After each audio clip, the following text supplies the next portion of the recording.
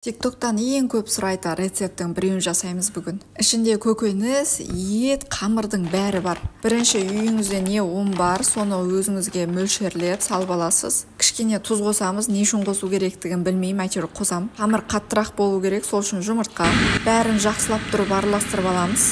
Конечно, су құйып, біріктіріп алған қамырды әбден деп илейсіз. Қамыр суды өзіне сіңіріп, теп-тегіс болғанша елейсіз, содан кейін бір-біріне жақсылап араласу үшін орап қойып қоясыз. Ол уақытта өзімен өзі демалып, суы сіңіп, иіні қанып тұрады. Ішіне қосатын көкөністерге мен фасоль, оған жандо сияқты ішінде бұршағы бар жасыл дүниенің бәрі бола береді. Екі түрлі перец, әдемі болсын деп дәміне пияз. Уақытыңыз болса етті маринадтап қойсаңыз да болады, дәмі сіңіп тұрады. Бұны жұқалау қылып тураңыз. Помидор қосаңыз кішкене кислый дәм береді. Қамырыңыз демалып болған болса, алып шығып жаямыз. Егер ұзақ елуге ерінем десеңіз, осы тесторезкамен неше рет өткізіп жіберсеңіз, иіні қанып шығады. Осы жерде қамырыңыз жұмсақ сияқты болып қалған болса, ұн сеуіп неше рет өткізіп жіберсеңіз қатаяды. Кейін бұны жайма қылып жайып қойып қоясыз, қазір қолданамыз. Қазаным қызғанда май құйдым, майға ет салдым. Мен қызбай тұрып саламын, әйтпесе жабысып қалады деп. Қақпағын жауып қойсаңыз, өзімен өзі пісе береді. Етте қазанға жабыспай піседі. Қызып тұрған майға еті салып қақпағын жаппай қуырса, онда ет жабысып қала ма сондай. Сосын тамаққа сәл тәтті дәм беру үшін пияз қосамыз. Бұны да жақсылап қуырып аласыз.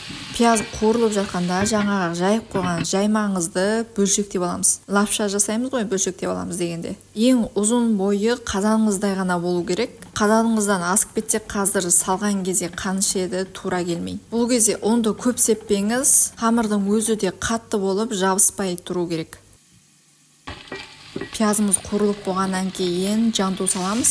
Майға қуырып аламыз, дәмді болады.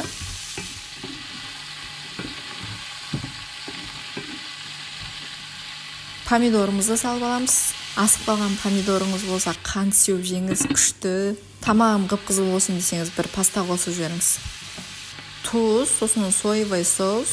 Соевый соус қатты көп қоспаңыз, әйтпесе жүрегі айнытады. Сосын араластырып жібереміз, ішінде бәрі тұзы жан-жаққа тиісін. Ең соңғы перецтерді, егер қызыл перецтің еті қалың болатын болса, алдымен салып, жасылын сосын салсаңыз да болады. Қуырып түбі жабысайын деген кезде су құйып қойып қоямыз, қайнасын. Қайнағаннан кейін бағанағы кесіп қойған лапшаларыңызды үстіне әкеп тіземіз. Міне біреу ұзын болып қалып еді, қоятын жер таппай қалдым. Лапшаны тамақтың бетіне осылай әдемілеп жауып қоясыз, судың ішінде пісіп шығу керек. Қазір озвучка беріп отырып, сілекейім ақып кетейін деп тұр ғой мына тамаққа қарап.